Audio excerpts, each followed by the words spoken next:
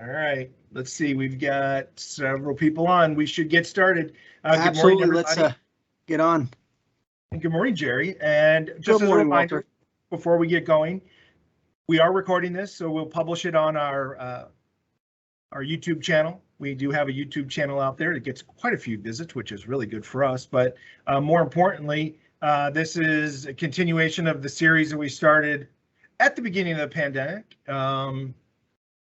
We gained a lot of momentum actually when we started these and focusing on the customer pay repair business. But what we want to do is start walking through the customer experience. We're seeing a trend, and Jerry and I talk about this every day. For the first hour of every day, we talk about this. But the customer experience is evolving, it's changing, and it's changing in a way that I don't think, and you'll probably agree with me, that we've ever expected it's going to change.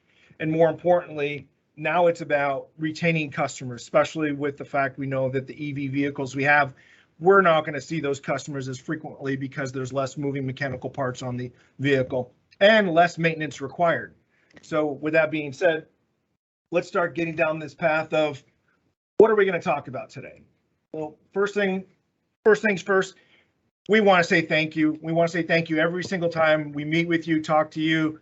What you do out on the front lines is a tremendous buildup of our customers and the Kia brand, and we just want to say thank you more than anything else, right, Chair? That's important. Agreed. Yeah, it's not lost on us, despite all the challenges and everything else that we throw your way, and that the industry is throwing your way. That all of you show up, boots on the ground, ready to go, and give every day your yeoman's efforts. So thank you. Absolutely. And moving on real quick, we're going to do, since these are going to be series based every month, we're going to start addressing KSI on a focused basis, meaning we're going to start with KSI. We're going to talk about one individual process we have in the region, something you could focus in on to improve your KSI scoring and the customer experience. The second thing we're going to do is we're going to always talk about Service View, one or two elements within Service View that will help you make that transition of getting the customers to come back into your stores on a frequent basis. And that, like we said just a couple minutes ago, is going to be critical as we move forward in the future. Something that we have to consider, and this is on a daily transactional basis, the customer experience management, and that's really what we're in. That's the business we're in. It's the art of and science of coaxing lifetime loyalty from daily transactions. And those daily transactions occur every single time a customer makes a decision to visit your store, either via website or phone call. One way or another, we have to interact with that customer. We have to communicate. And that's the important thing, is we have to make them daily transactions, because that's what they are. But more importantly is make it a lifetime loyalty situation so the customer knows they can come back to you frequently. So we know what's really working. The contactless interactions may have started off, that we know very well, have started off as a health and safety necessity, but they're quickly becoming the preferred options that we see customers are choosing for many people, for myself included. We go on the app for Walmart and drive up, they dump it in the back of your car and off you go. That convenience is something that we've grown accustomed to in a very, very short period of time. We have some research that's showing that 91% of our consumers are more likely to shop with a brand that remembers them, more importantly about their preferences, their hobbies, and that's the human interaction we have with those consumers. Is we make that time, we make that link so that we know that they know that we know who they are and why they come to visit me for service. We also know that 42% of our customers are actively annoyed. Jerry and I joke about this all the time. It's COVID angry.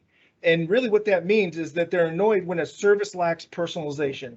One single bad experience is enough to stop one third of our consumers from using us again. And that we have to take seriously. I think, Walter, you're spot on, because the COVID angry point is those customers that are going out and trying to offer their loyalty likely have a higher sense of expectations now than they did pre-COVID. In other words, their sense is that they should be appreciated more now because of COVID, that they're still being loyal to certain venues. Oh, without a doubt. We know customer experience, Jerry, we talk about it all the time, is the foundation of our future retention. We must build on what worked during the height of the pandemic. Some would say we're still in the height of the pandemic, right? We were all faced and still faced with trying to figure out ways to accommodate government lockdowns, health concerns, and major supply chain shortages. We do. However, what made us really, really good at it is that we shifted, we adapted, and we changed on the fly. All of us. And that is a critical and key element as we begin to move forward, because we can't lose that foundation of what made us successful during the pandemic. If we start to lose that, we're going to start to lose customers too. And more importantly, when we look at KSI, yes, we had a new survey that started a year and a month ago, right? We're at the end of February. However, we're seeing the best gains we've had since we started this new survey process. This month alone, we're at 881.8. That's 3.7 points over January and 3 points over last year. And you can see we can build that trend, getting right back up to where we were when we were in 2020. Had the old survey process, and the 900s are in range. Several of the regions are on the verge and the cusp of that, and we do have districts in our region that are getting to the 900 marker. And we have dealers that are way over the 900 marker, and the top dealers we have in the region are in the 960s and 970s and on the verge of the 980s. So we know it can be done. It's just a matter of staying focused on it. And when we look at our KSI trending, we've done some more analysis, something that National doesn't have, we do. And that is taking it on a day-to-day basis. So we know, based on, and this is an example of one dealer, that we have Tuesdays, the dealership has an 899.7 KSI with 36 total responses on a 3-month rolling average, all the way down to 791 on Monday. One day separates a 100-point swing between the best and the worst for that dealership on a daily basis. Now you got to start asking yourself, well, hell, why, right? Jerry, we asked that question. Jerry knows who this dealer is. Is it staffing? Is it the appointment scheduling? What is going on? Is it the way that the customers are coming in between Monday and Tuesday? Are you staffed on the drive?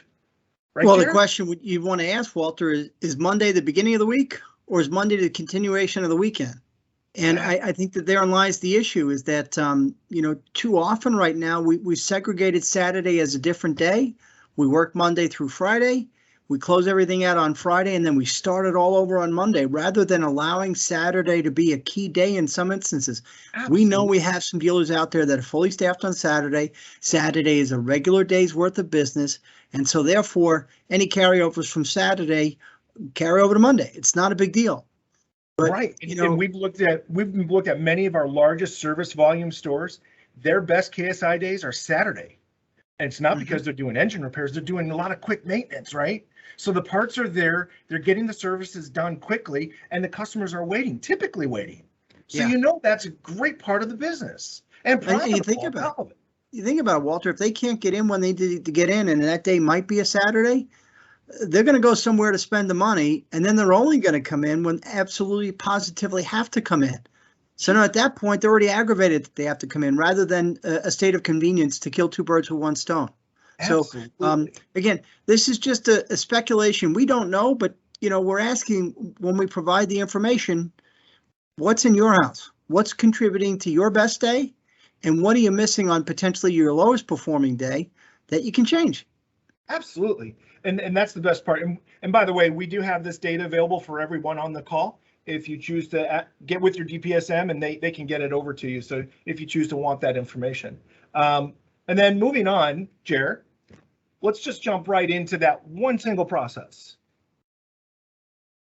And that's ready when promised. And that is ready when promised. And it's funny because that is the one major commitment and the most important one you can keep. Again, we can ask all the questions we want. We can all agree or disagree that our survey is too long. It's not long enough. But at 150 points, if that's the one commitment you're able to keep, you're going to be able to keep that genuine care. But the question comes up is, all right, well, I was ready when promised. Okay, well, that's great. But did you communicate throughout the transaction to make sure that the customer knew they were going to be on target? Because if they're sitting in the waiting room, even if it's for an hour, nobody touches them, and then all of a sudden you come, their expectation was that you weren't going to deliver on it. If they're dropping it off and they're waiting at their office for an update to say, is my car going to be ready today? Do I need to get a ride? If you don't communicate through the transaction, you're not likely to get credit for ready when promised, even if you've actually met the time standard. But if you don't get credit for the ready when promised, then what ends up happening is you're very little likely to get credit for genuine care. Delivering on this commitment is typically what genuine care looks like. Absolutely. And this doesn't happen unless it's start to finish communicating. And we'll kind of get into some of the things that are critical with respect to what ready when promised means on the next slide. Absolutely. And I just want to point out at 129.7, we're leaving over 20 points on the board of a potential. So even if, 130 seems good, how much better would 140 look? Because you think about it, in order to get that 10-point bump and ready when promised, all the other things you're doing well. So what are the best doing? And we've talked about this in the past, going back probably to our first webinar in April of 2020. Yeah. It's a trust builder, right? This is where you gain their trust because you're delivering on that one promise. It's the first commitment you can make, and it's the most important one you can keep. We want to set the expectations that right up, let them know what's going to happen, how it will benefit them, and they ask permission. Does this time work for you? Set the expectation, making sure that your perception of when the vehicle is going to be done meets the customer's expectation. We want to explain the repair process and maintenance needs in non-technical terms. Describe the repair maintenance alternatives as an objective rather than just straightforward manner. Just verify that they have no questions. It's critical. We also want to make sure that we minimize any inconveniences. Okay, so yes, do we ask, was an alternate transportation offered? Well, I don't understand. They waited. Okay. But if they waited 2.5 hours for an oil change, at that point, would have alternate transportation alleviated that? A shuttle? These are some of the things that we're just asking you to consider. And we want to under-promise and over-deliver when it comes to this. Give them the estimated time that's a little bit greater than what you expect. Explain to them everything that's involved so that they can appreciate why on that particular day it might take longer than they thought it should. We want to provide that offering of alternate transportation. Loaner, shuttle, versus waiting at the dealership, okay? Especially when it's not just routine maintenance. Give them a reason to leave the vehicle so you can do a comprehensive multi-point inspection. This goes back to what we started with Accelerate the Good, right? Why not pick up and deliver? We're not saying it has to be done free of charge, but we did it before and it worked. So take advantage of it. There are customers that would love the option if they knew it was available to them, right, Walt? Yeah, it worked well. It really did. I mean, the bump that so many of our dealers got was incredible. And then the most important thing is we want to make sure that we contact the customer when their vehicle is done, without exception. Don't just, I told them it would be done at 4 o'clock. It was done at 4 o'clock. What we want to do, though, before we contact them is that everything else is done, not just the repair. Make sure the paperwork's completed. Make sure everything else is completed so that you can eliminate any confusion at the time of payment. So often I see comments, Walter, and I'm sure you're seeing the same thing, a dissatisfaction with the paperwork. And it baffles me. Yes. Because why would that customer even know that that was the reason why it took a little bit longer? And then when you sit and listen, you hear, Mrs. Jones, I'm just getting your paperwork done. I'll be right there. And lo and behold, they get into the service drive and there's 3 customers waiting to be written up. So don't give them a reason to score any of the other questions in a negative manner. Just have the information ready and to go when it's time for them to exit the store. Every single time, right? I mean, it's critical. Jared, we keep going down the path of talking about ready when promised, but if you look at, and we've talked about this before many times, the communication key is a lot of the elements that really need to be honed on from a service consultant perspective, and I mean really driving that. So we need to move forward and think how the customers want to be communicated with. I had a recent experience with a service department, and the text messaging process that they used was phenomenal. It was the best. It kept me informed. They let me know about even the survey that I was going to get, which I didn't get one. But the point being is that they decided and figured out how I wanted to be communicated with by a simple question. And then sometimes that's all it takes with your customers, is getting to know what they want. And that, Well, you don't do that unless you do or have a established communication process, right? well, again, the bottom line is, and we touched on it before, this has to be done at the convenience of the customer, not the convenience of the dealership, right? So while the dealership may assume or make the assumption that, well, this is what our process is, if it doesn't involve the customer's expectations and exceed them, then you're never going to get credit for it. And so many of our newer vehicles are coming in, dealers are doing a timely service on them, and they're going away. However, they're not getting credit because the multi-point inspection wasn't reviewed during the process. Well, what's the share? It had 6,000 miles on. Well, that's the point. That's the time to build the value of it, right? We all go to our doctors. Doctor's got a file. Doctor knows what bad looks like in 5 years because they know what good looks like when we first started seeing them. This is the same thing with the multi-point inspection. Build the value of it, getting them to understand and appreciate all the greens so that when it's yellow and red, now you can make the sales. You know what, dear, when we were traveling around the region, going and investigating our best of the best service consultants, when we did the walk around competition, we stopped at Kia Bradley, one of their service consultants, and to say that they embrace KSI to whole new levels and understatement. I'm going to ask Kelly, and I know she's out there. And Kelly, if you got a couple seconds here or a couple minutes, Jerry and I want to pick your brain if you've got a minute or two. Just hit that unmute button if you got it. That's it, Kelly. You can do it. She did. She's there. Kelly, you there?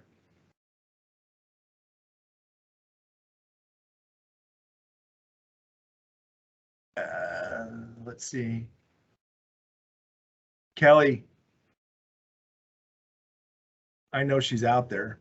While we wait for her to jump on here, I do want to share something with everybody, and that is a little bit of a detail of, we talk about what dealers do right, and we were talking about Kia Bradley, and somewhat of a setup, but one thing that Kia Bradley does, and you can see their scoring on a day-to-day basis, their Mondays, if you look at it, are 977. Their Wednesdays are 986. Yeah, I said 986, right? I mean, that's pretty good, right? So that's important to see that. But when you look at the differences between the Wednesday and the Friday, you're talking about a small 20 point. And that's important when you see the differences. So, Jared, if you get Kelly on there to unmute herself, because we've again, I'm looking at it. The microphone is showing as it's muted. So Kelly and Darren, if you can unmute your microphone, we'd love to hear from you. Love Teams. I know, right? It's always the best. But the funny thing is, when you look at the daily KSI charting for the store as well, and it's kind of funny when you start looking at it, we do have that available as well. And as good as that score is, there was one day, and okay, so let's just say it's an anomaly, right? At 837.5 and 835. Hey, Walter, can you try to unmute them? I have attempted to. I've unblocked them, if you will, and I've already sent the request for them to unmute, and I'm still waiting. Okay. Yeah, just one of those funky things. Yeah, no problem. But going back to it, I mean, even on Saturday, January 8th, their dealership scored an 837.5. That's the lowest score that they've had in the last 3 months rolling, and that's on a daily basis. Daily basis. So then when you get down to the consultant detail, oh, yeah, look at that. We've got consultant detail too on a daily basis. The red are Saturdays, so you can pick out Saturday as one of their higher volume days. And if you look at it, and you've got Brittany that does a 960 on Saturday. Now, what you don't see here, Jer, and I know we've talked about this, is you don't see the survey volume. We did on that first chart, but you don't have it on here. But when you look at Fridays, you can see that Kelly, she's a service manager, service director, she does 1050 Friday. Okay, that's one survey. But when you break out during the week, there's a consistency here. And that's the best part when you start looking at the scores, is the consistency level. Then you have Joshua that runs a 951 starting on Fridays. Then Monday's a 962 on Saturday, fully staffed, by the way, on Saturday. And okay, you know what, Walter, it might be, we might have them, you know what it is? We're unmuting their computer, but they're on a phone too, so. Got it. I see that. Don't know what their phone number is that they're using to listen. That's okay. I just will get that caught up here in just one second. But you know, the most important part when you start looking at the service consultant information on a day over day basis, and you really start picking apart this detail level, this is when it comes down to looking at, if you look at all your advisors and you say, okay, what number has the lowest performance and what service consultant has the lowest performance on the day that's my lowest score? And then you go back to overstaffing, underworking, over preparing, and getting in the process of being able to take care of your customers on the volume of the days that you have. So, and that's important. Yeah, Jared, if you just give me a phone number, which one of these phone numbers? Yeah, that's what I'm trying to find out. Well, I think as and again, we're getting that information.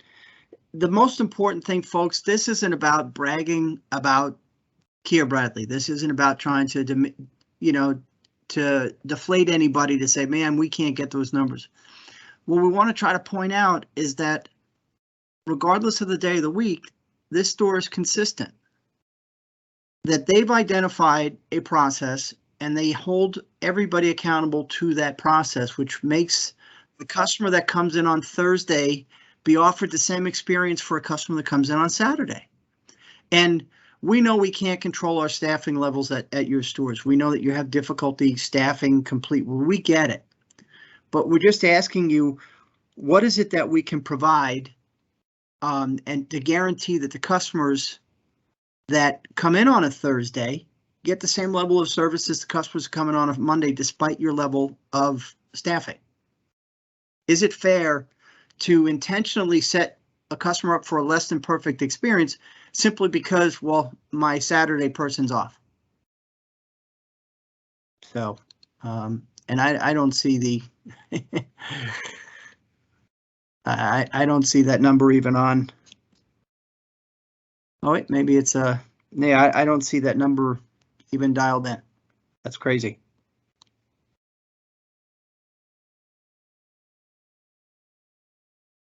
Unless it's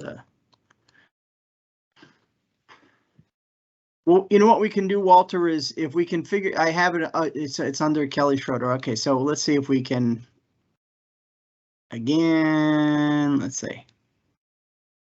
And now I don't see Kelly on. Oh, let's see. Yeah, it's not allowing me to. Oh, there we go. Hey, Kel, how about now? Can you're allowed to? Can you unmute your mic now? All right, we'll try to double back. Apologize about that. Again, Kelly leads a phenomenal team at Kia Bradley, and it's based on consistency. And that's really what it comes down to, is when you look at the day of the week, all their customers are given a full opportunity to get a great experience regardless of what day of the week it is. So, Walter, why don't we move on to retention?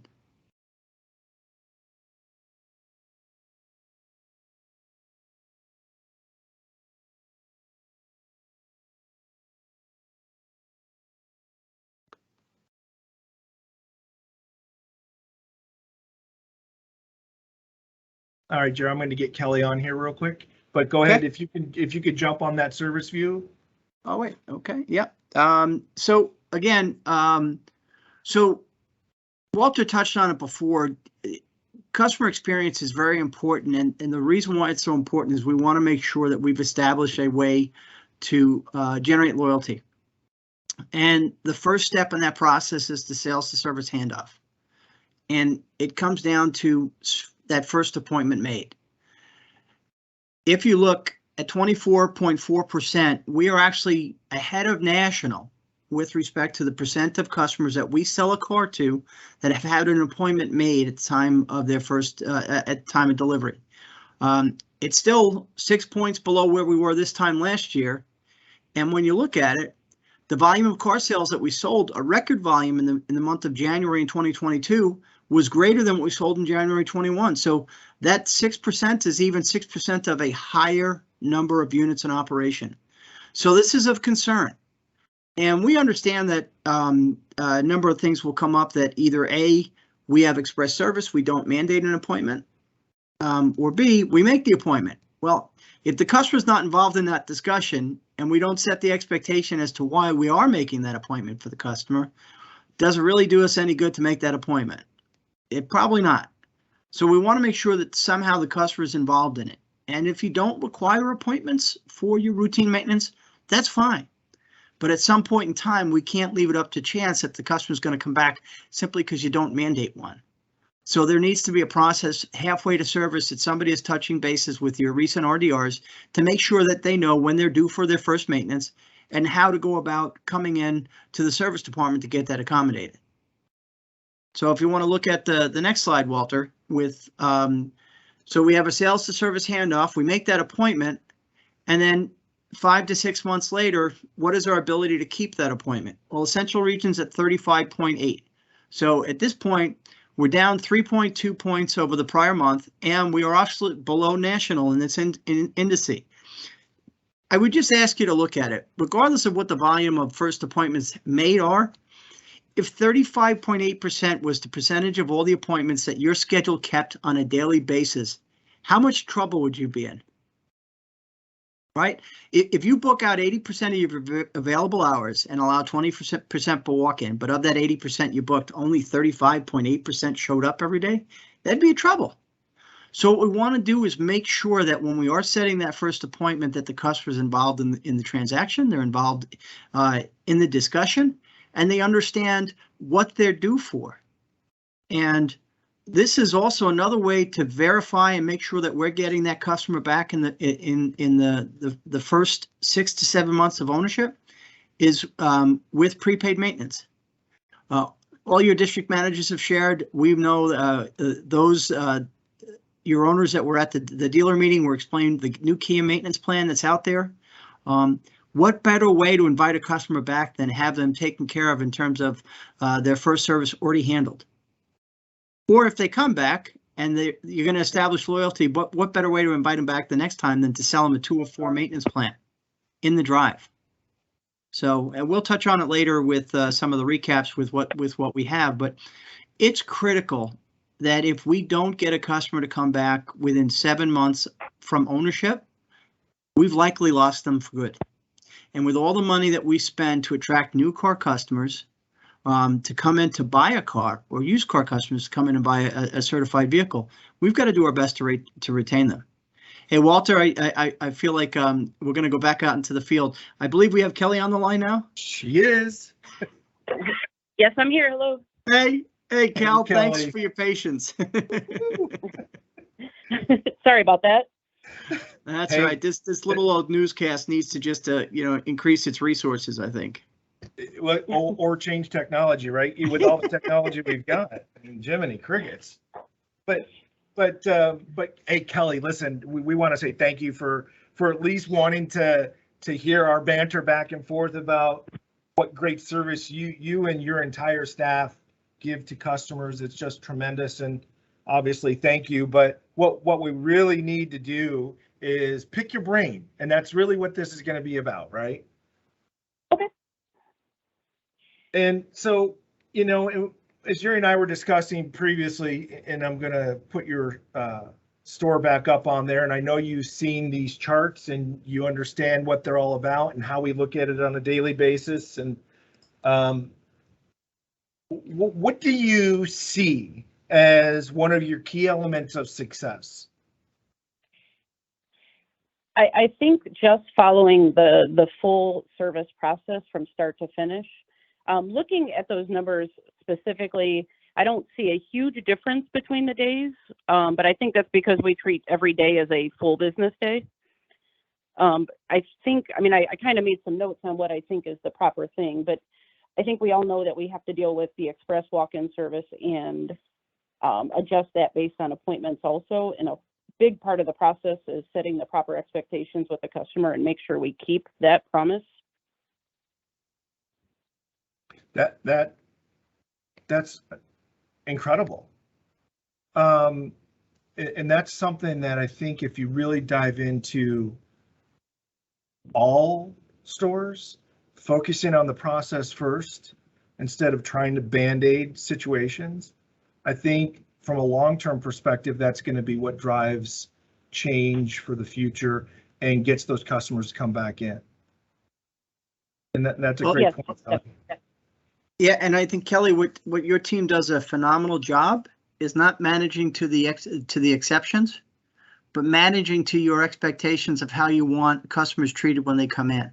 And I think too often there's a feeling or a sentiment that says, well, we just can't do that, so this is how we do it, rather than let's try to do it. And if we do it more often than not, we're going to be successful. We all know that walk-ins in some instances are a great thing to have, and other times they're a potential burden.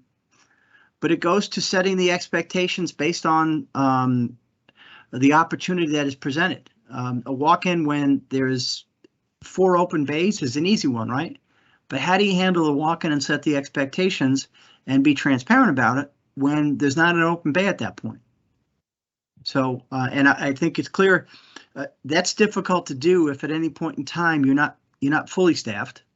In other words, that you have to make a conscious decision that, I can't keep my staff on that day. That I'm just going to give up on that day. That makes it very difficult on everybody. Yeah, definitely. And, one of the ways we handle that is by offering, the shuttle rides, the pickup and drop off. Basically, if a customer comes in and, say, for example, they come in and we don't have any open bays and I know I'm going to be a couple hours, we give them multiple different options on what is the best way to make it the most convenient to take care of whatever their concern is. So if that means, we give them a ride home and drop the car off to them later, that's what we do. If that means we give them a shuttle ride, that's what we do. I always make sure I have a couple of valets on staff. If we have to give them, a rental vehicle, whatever we can do, we try to give the customer as many options as possible to make it convenient. That's awesome. Hey, and just I want to share this with everybody too. Kelly has 56 responses just this month alone. So it's not like Kia Bradley's a small store in Chicago. They're not. Mm-hmm. They're a big store. And they've got a lot. I mean, when you look at the volume of business that they do, you can't say that it's a small store by any stretch of the imagination. Hey, Walter, but I also think you can't say that customers are tired with surveys. You know what? That's exactly it. I know there's a feeling out there. There's a sentiment that I'm done with surveys so the customers. Well, if our position is that customers don't want to provide feedback, as Henry Ford said, think you can, either way you're going to be right. Right. But I think if you deliver a great experience and meet that commitments that Kia Bradley does on a consistent basis, you're able to ask for that survey in terms of, can I count on your feedback? Right. And the only way to stay good and continue is to get feedback to validate what you're doing is right and opportunities that are pointed out when you're not necessarily doing things well. It's not always about getting it right. It's what do you do with the information when you get a customer where maybe the ball was dropped or you were less than stellar that day, and what do you do with the information? How do you handle recovering that customer rather than taking the point, well, the survey's done, what good does it do to do anything now? Yeah. When we get service alerts, and this is Walter and I were talking this morning, we see service alerts for a number of different things. And we know early on with this new survey, a lot of the service alerts were for the multi-point inspection. And we made changes to that, right? We wanted to remove that unnecessary stress of closing out alerts for MPI. But consistently, we see service alerts addressed for the issue that was presented. In other words, let's say, for example, condition of vehicle. And the scores are 500. And you'll see called the customer, promised them a car wash next time. Well, what was reviewed with all the other elements where it took 15 minutes to be written up? They weren't kept informed. You didn't provide the results of the MPI. It wasn't ready when promised. What are some of the other things that when you're taking advantage of the opportunity to talk to the customer to get better for next time? Is just as much as what the reason for the alert was, but managing the survey on its totality to see where were the other opportunities now that I have this customer's in mind, so that they understand and appreciate that you're reading the survey, not just because they dinged you negative in one question that generated the alert. Hey, Kelly, this is a vague question, but what is your drive when you get up and you get over to the store? What is your drive? What drives you to have that high KSI? Well, I mean, to me, it's about taking care of the customer every single time. I'm not one of those people that wants to take care of the customer one time and never see them again. I want a lifetime customer. I want them to come back and buy more cars. And, to be successful in a dealership, of course, we're here to make money like everybody else, but a happy customer will spend more money over the lifetime rather than maybe just one time. I mean, it's all about, sales to service, service back to sales, and the handoff. We all work really, really well together. Everybody in the dealership has the goal of doing the right thing for the customer and keeping a customer forever. Wow. And so that's a great, Walter, I've seen that firsthand, because, you touched on it before when we went around the region doing our service consultant contest. Kelly happens to have a team member, Anthony, on her team that was one of the district winners, and we got to see it. And we can tell you that there was no fluff. It was sincere, and we knew that the scenario that we went through with Anthony was something that was real to him. It wasn't that he was trying to compete in the contest. He was trying to portray just exactly what he does each and every day, and that's really the intent of the contest. But it was also why it seems so natural to him, and I think it's probably why you're seeing the results that you're seeing, because it's Anthony, it's everybody else on Kelly's team that does this day in, day out. So Kelly, I'm sure and I don't see any questions coming up on the chat yet, but you touched on something that I think a lot of people on the call struggle with, and that is maintaining staffing, right? Whether it's technician or service consultants. What are your challenges that you're faced with that? And obviously you can see your scores are so high, but what makes you successful with that, and how do you keep your people? Well, it's a lot of things, but of course, obviously when I'm hiring, I'm trying to make sure I'm looking for somebody with a similar theory. But then we properly train them. Everybody here follows the same process with every customer. Everybody here we work on cross training. So my service advisors can help out in parts, and parts can help out in service. I mean, it's following a process, and if we treat each customer with that process, and it's sometimes very basic, just to kind of give you a quick overview of how we handle if a customer comes into our door. We use the iPad to check them in. We follow the same process, verify contact information, best way to contact them, go over their concerns. If there's any recommendations, the advisor will try to, make suggestions based on what they see in previous history. From that point, we use the online MPI as a route sheet. We use that so we know every step of the way. We write on the top of every RO if it's a waiter, not a waiter, appointment, not appointment, if they want it washed, if they don't want it washed, and what time it's due by, along with writing it on the windshield so the tech and the valets also know that. And if everybody follows that process and everybody on the team watches each other's customers and the promise times, we're able to keep people updated and moving and getting them in and out and, at the time we promised. Kelly, you have no secrets, right? You can walk in the shop and at any point in time know when a vehicle is done. And I think sometimes going back to the basic blocking and tackling is a good thing. Sometimes technology actually does get in our way, much to, what we want to preach, that technology is the best way to expedite everything. Yep. But at the end of the day, if your process for ready when promised involves a promise time that the only individual that knows when it's ready is the one that has the repair order in hand, that's kind of difficult, right? Because to your point, Kelly, the car wash team needs to know when that vehicle is promised just as much as the advisor does. Because if they've got 2 cars to wash, they need to know which one gets done first, not necessarily the one that was dropped there first, correct? Absolutely. And if for some reason, say, for example, a car gets to the car wash later than the promised time, the car wash notifies us so we can update the customer immediately. Again, it's communication. Communication. Hey, Kelly, before we answer Jeff's question, because Jeff Harris asked a question about your service follow-up procedures, but before we answer that question or ask that question to you, is what, if any, information do you share with the customer about the survey? We review the survey with every customer. We don't prompt them how to answer that, but we go over what the questions mean and what information that they're looking for. Okay. So we read it line and these are the options and ask if they have any questions.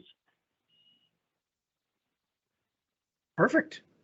Now on to Jeff's question, because now that piggybacks a little bit into how you deal with the surveys, but how do you follow up if you have a service follow-up procedure?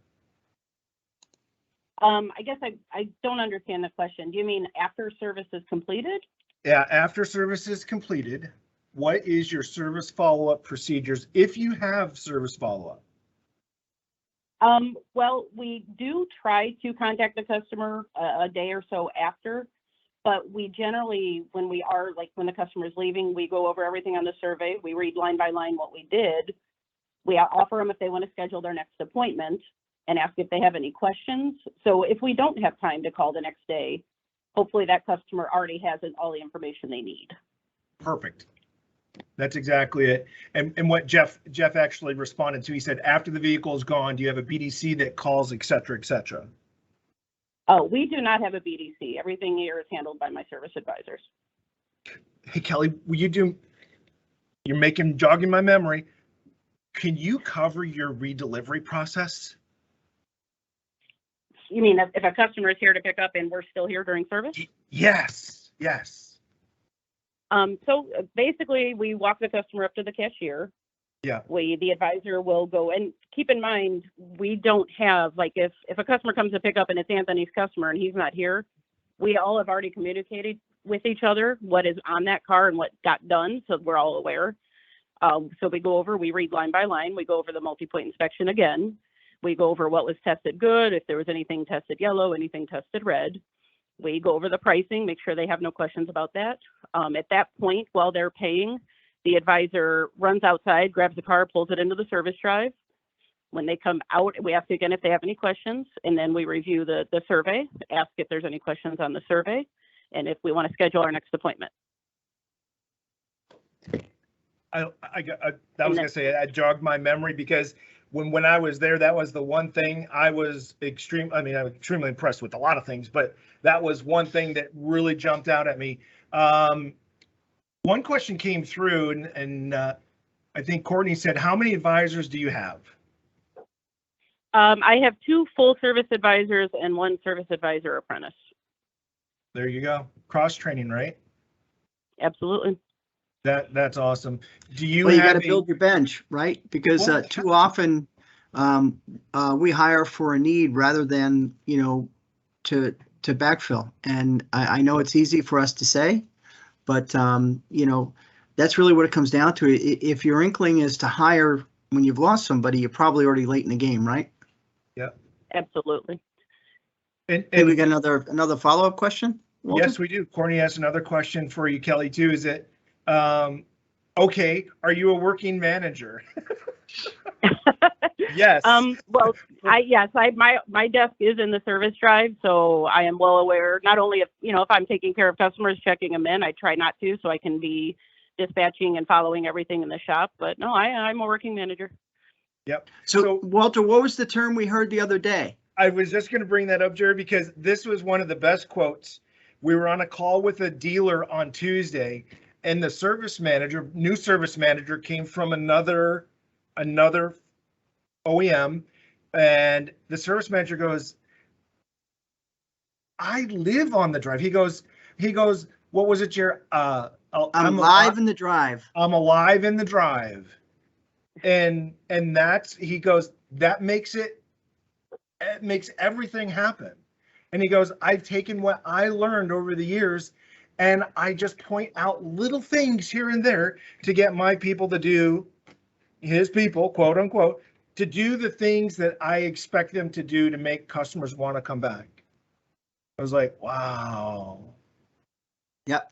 Again, there's a lot of activity going on in the drive, right? But if everyone's got their face buried in the computer, it's difficult to engage customers that might be next in line. And this is why you've heard Walter and I preach in the past that isn't this a great opportunity to get more people involved in the process? It may not be about hiring more people. It may be about putting salespeople in the drive that are there in the morning because they're having their cup of coffee anyway. More than likely, they either sold a car, or if it's a visiting owner, who better engaged in this customer than potentially somebody that might want to sell them their next car? It's all about activity.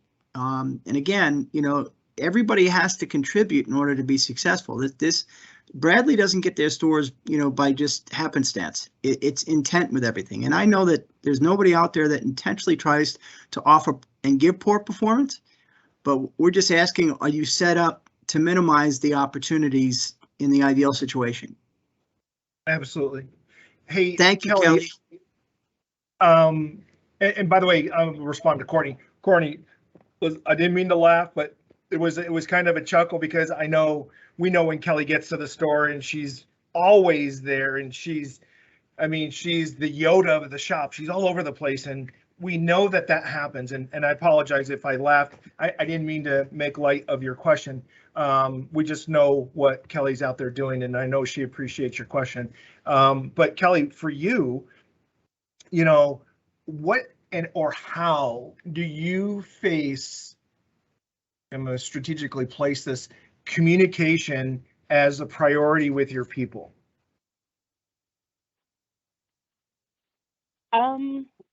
It's just at the forefront always. It's hard to, if I live it, then they will follow it with me. To me, everybody knows what everybody else is doing, and I make that a priority of mentioning it every single time. Perfect. Again, no secrets, no silos. Yeah. Absolutely. You can't have the silos. They don't work effectively. Well, I think the one thing I've never heard from Kia Bradley is one individual saying that's not my customer. Without a That's doubt. exactly. We all work as a team. We all help each other's customer as a team. Again, and that's the bottom line. Unfortunately, and again, this isn't anybody's fault or anything, but if the dynamics of your service department are based upon each individual advisor's own individual performance alone, you may be missing something. Very true. And funny thing, Jer, looking at the dynamics of their scores, Kelly's had, out of all the surveys that have been sent out, not one this month has come back with a customer trigger at all on any alert. Yep. Now and again, and it's just something that we believe everybody can get there. And there are so many individuals on this call that are getting there, and they're not managing to the exception. They're overcoming those blips early in the month. They're not allowing one survey to submarine their efforts. But it also gets to the one thing that Kelly's able to do is get valid information. Everybody has asked for an email address. They're provided the reason why we need the email address so that we can get that feedback. We can also market to them, but there's I have to put an email address in for my system, so I'm just going to put in something to satisfy the answer. The customer doesn't want to give me their email. Oh, okay. I don't believe that. Again, hey, Kelly, one last question too.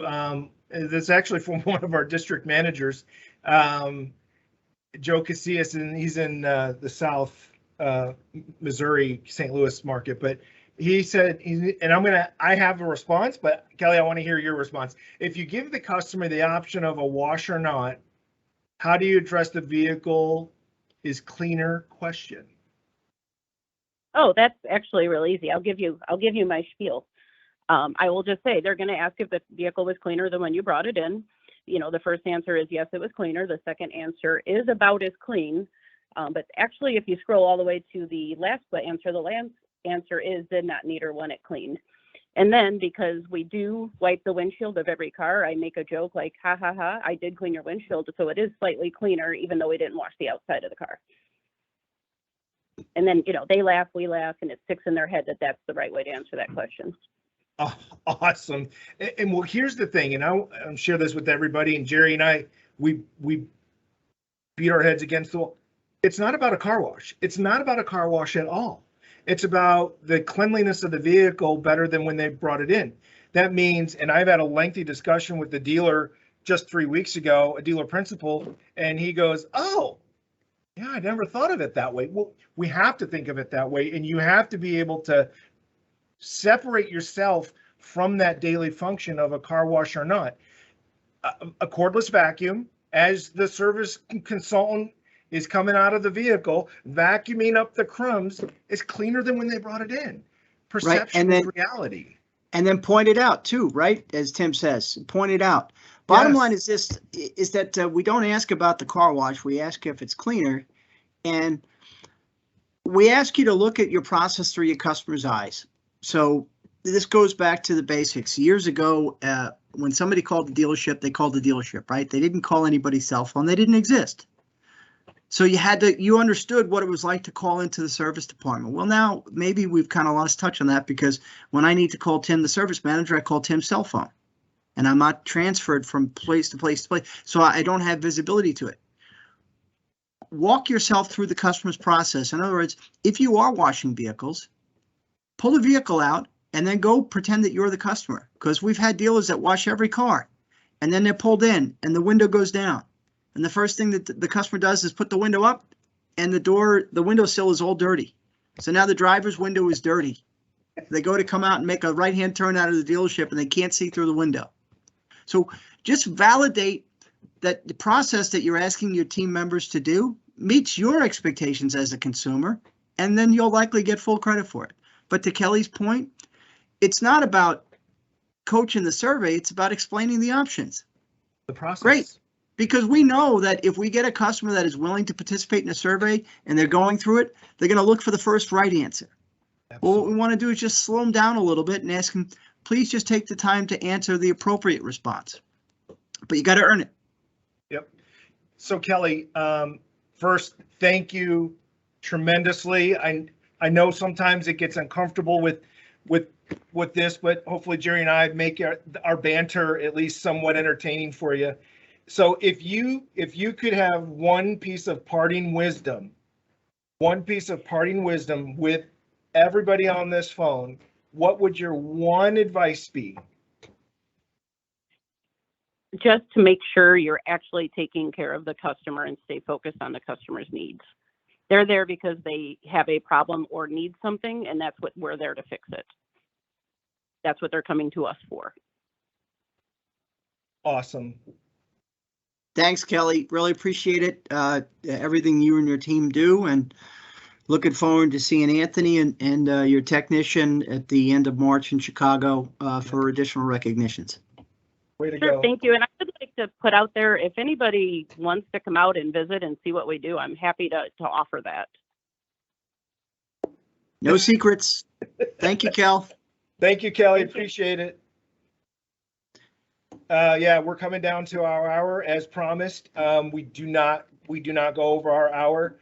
And, Bill, that's interesting. Bill just mentioned too, it's worth mentioning that her fixing her next appointment is March 8th. Oil change is March 8th, which is really a week and a half out, right? I mean, if you really want to do it by day, or just shy of 2 weeks. So, but to that point, we know if there's anybody that knows how backed up the service departments are, Jerry and I know that.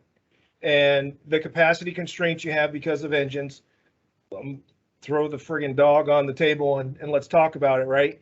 We know you have issues, and we know that it's not easy. We know the jobs you do is not easy. That's why we said thank you in the very beginning. We're going to say thank you at the end as well, but we know you have a tough job, and it is hard as all get out. We get that. Well, but Walter, to your point, where Bradley is located, in that quote unquote destination area, they get a significant volume of vehicles towed in. Yeah. a far more share of than what would just be an expected units in operation for Bradley's APR. Yep. And yet, because Kelly doesn't confuse being too busy with unable to deliver, she understands that the guy that's going to be doing the engine work and the diagnosing is not the one changing oil.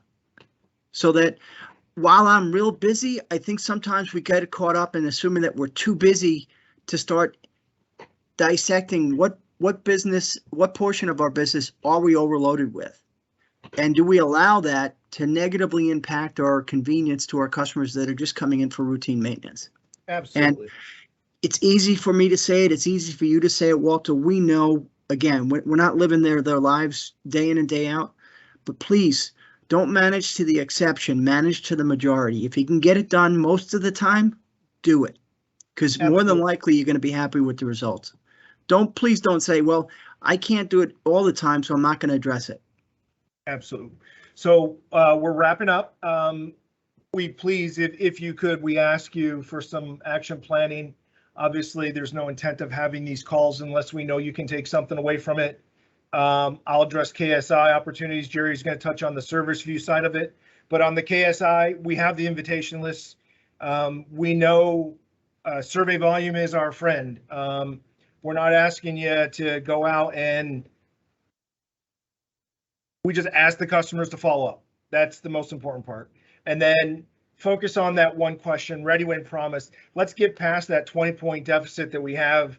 We're the lowest performing region on that score, and we know we're much better than that. We're not a last region out of 5.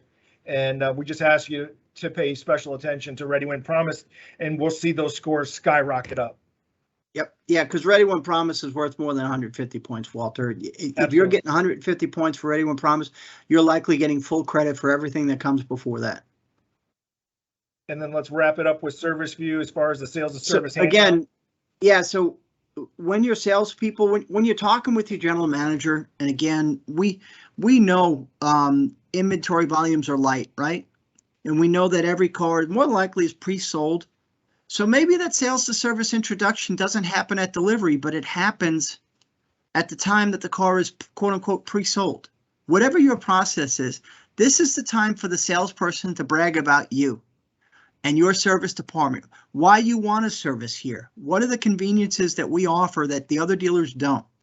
Be diligent in setting up that appointment time and make sure it's not just new customers, it's used customers, because used car customers typically are more loyal to your service department because they got skin in the game. They own that car outright with very little likelihood that in another year and a half, they're going to try to trade it in for another car. It's not a lease. Be diligent with that first service appointment follow-up. If you think that you're missing customers, those customers that you've made an appointment aren't coming in, what is your missed appointment process? If you don't have an appointment process expectations, what is the point that you're going to contact customers after delivery, making them sure they understand what your process is when they need service? And make a first and great lasting impression. It's critical. One way that we know that we're going to elevate our service retention, first year loyalty, specifically our newer customers, is through the Kia maintenance plan. Our district managers are available to set up a brief training video, a training webinar conversation with your management and our manager of KMP out in California, Brian Williams. The dealers that have attended this training have done remarkable things with starting to sell the Kia maintenance plan. It's amazing because at least give us the opportunity to tell you what the Kia maintenance plan is and what it is not. That's all we're asking. We know everybody, for the most part, has their own plan, has their own initiative. My owner has a reinsurance company, this and that. But if you don't have 100% closing rate on the products that you're selling, please give us a shot just to talk about it, because this is a big initiative. We are on the cusp of greatness. Our brand is elevating to new heights. You can see it. You know the product is there. In most cases, the experience is getting there. The facilities are being updated.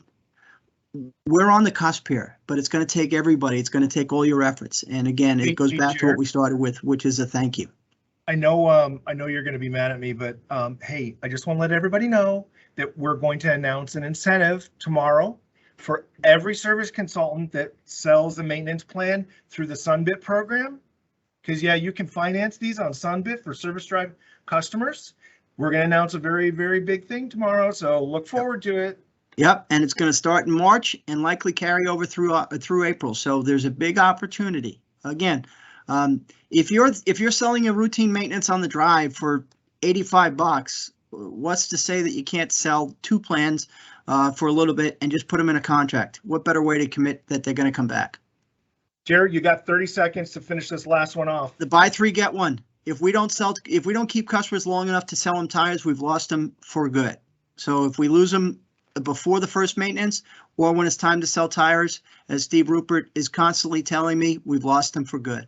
So please, March 1st, buy 3, get 1. Take the next couple days to stock up, double points. Thank you for everything you do. Reach out to your district manager. As Walter said, this is being recorded, and stay safe out there. Thank you. Thank you, everybody. Be safe out there. Have a great one, and we'll talk to you next month.